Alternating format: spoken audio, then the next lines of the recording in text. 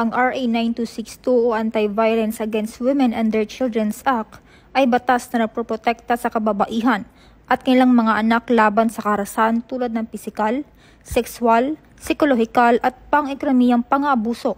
Sa ilalim ng batas, may karapatan ang biktima na humiling ng protection orders, magpakonsulta sa Public Attorney's Office at maghain ng kaso para sa danyos. Ang mga lumabag ay maaaring makulong ng hanggang 20 taon at magbayad ng multa. Kung ikaw o ikakilala mo ay biktima ng kaharasan, huwag mag-atubiling humingi ng tulong. Tandaan, hindi mo kailangang tiisin ang pang-aabuso. May batas na magpoprotekta sa iyo.